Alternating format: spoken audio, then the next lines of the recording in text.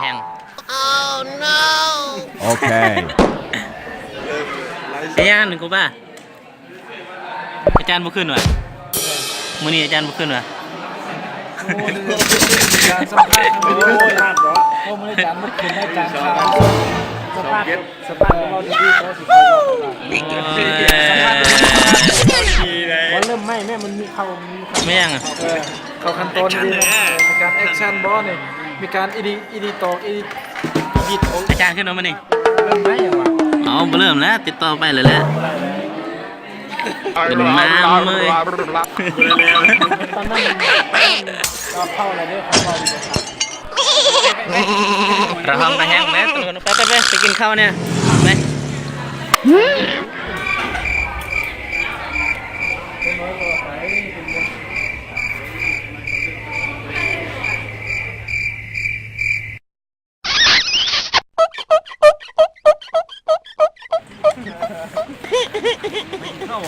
กินยังนี่นะไปกินข้าวไปเหมือนแม่กินข้าวกันหน่อยเรากินส้มกันมากินข้าวส้มกันฮะสัมผัสแล้วแต่แล้วสัมผัสนาคุณตกเมื่อวานนี่นะเป็นยังไงสัมผัสเม้งนะฝนตก3 เม็ดที่เอาไตนี่ไม่ได้ฝุ่นเลยรู้สึกยังไงว่า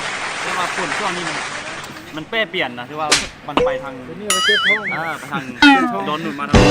ไปนั้นมาโตไปไปต้มไปห้ามคุยพากันไปกินข้าวย่ออะไรต้อง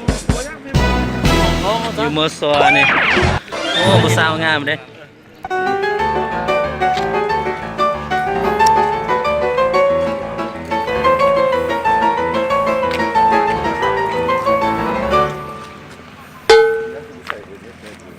กินข้าวกันมากินข้าวกันพอดีเลิกโรงเรียนอ้าวมันมีสัมผัสสวัสดีสาว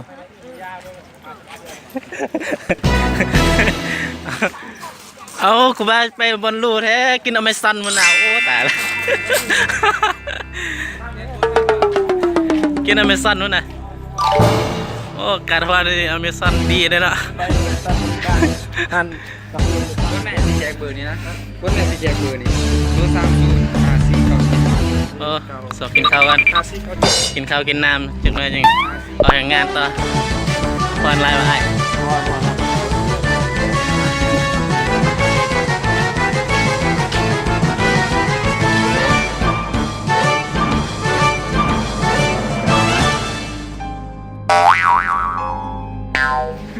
ว่ามีเงินลายแหละ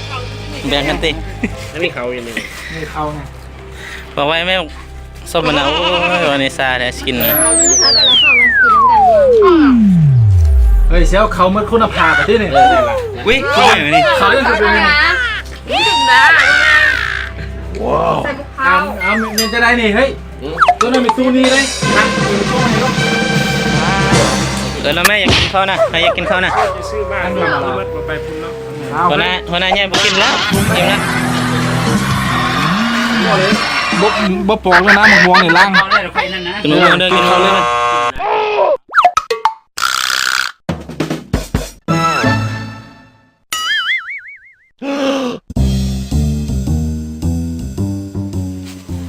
โอ้อาหารเนี่ยเซลอยู่ปะเป็นคนใจเหมือนเพื่อนโอเคขายดีขนาดนั้นมันดิยังนี่โค้ดอย่าไปได้ห้องเมย์ได้เลยเขาไม่เอาแล้วอ่ะไม่เอาแล้วตายแล้วเสียเปรียบมัดเฮ้ยที่มาเสียเปรียบมึง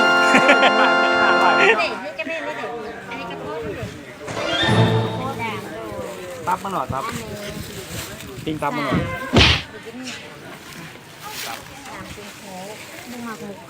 เป็น10ซื้อยังสาวเจ้าของกินของนึ่งเลยจ้ะตอนนี้ปุ๊บเวลาเห็นตัวแล้วก็สิปุ๊บเนี่ย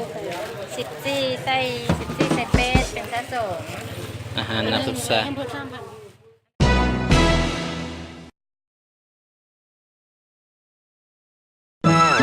ไปซื้ออะไรเนี่ยเสาลายนี่นะได้ยืนที่นี่ดูนเปล่าสาวซื้อน่ากินเอาไว้เด้อเดี๋ยวหมดก่อนได้หมกปลาปะไปมันมีปลามันอันนี้ปลาวันนี้ปลาไข่ดิบไข่ดีขนาดมะนาวมาขายก่อนโดยโอ้คงเงียบโดยเอาพอแล้วเสี่ยว อันนี้เขาให้ลูก ของเฮาแหละ พอเนาะมันจะเข้าดิ 3ค่ะนี่พอ หมดนี่แม่น5,000ว่ะ พอดีแม่ตู้ไล่ค่านะ มากก็เป็นประมาณ โอ้ยบ่แล้วนั่นล่ะเอามาละนั่นล่ะเอามาละ ลูกเท่าไหร่ เอาวงพันน่ะจะพันแล้วแต่